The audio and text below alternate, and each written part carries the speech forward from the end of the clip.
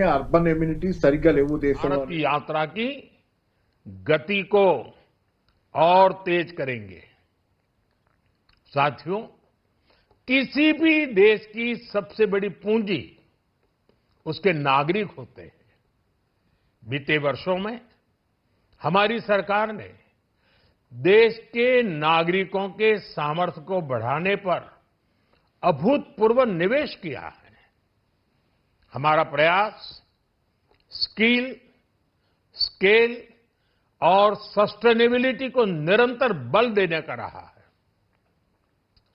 जैसा कि आज पार्लियामेंट में निर्मला जी ने कहा है, यह युवा शक्ति बजट है।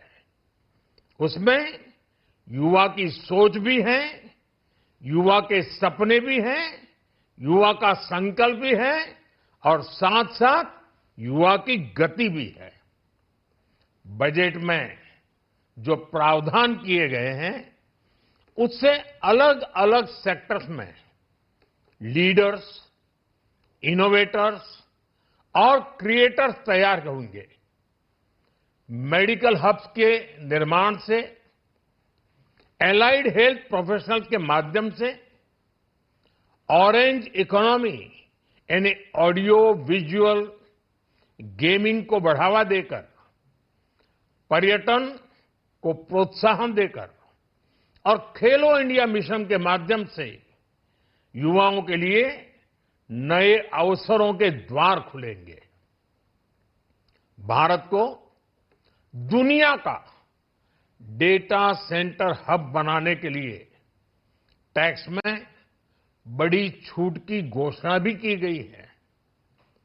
मैं भारत के युवाओं को विशेष तौर पर इस बजट की बहुत बहुत बधाई देता हूं, क्योंकि इससे एम्प्लॉयमेंट जनरेशन को बड़ा बूस्ट मिलेगा।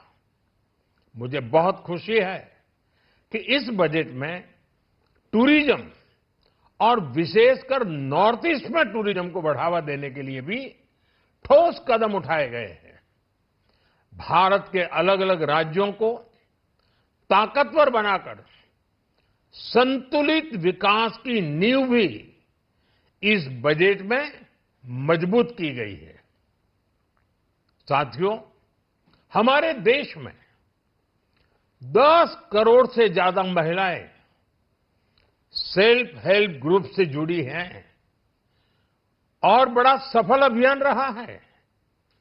महिलाओं द्वारा निर्मित, महिलाओं द्वारा संचालित सेल्फ हेल्प ग्रुप्स का आधुनिक इकोसिस्टम बने, बजट में इसे प्राथमिकता दी गई है। कोशिश यही है कि हर घर लक्ष्मी जी पधारे।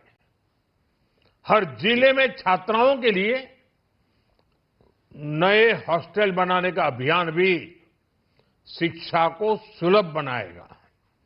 साथियों, भारत की कृषि, डेयरी सेक्टर, फिशरीज, इन्हें हमारी सरकार ने हमेशा सर्वोच्च प्राथमिकता दी है।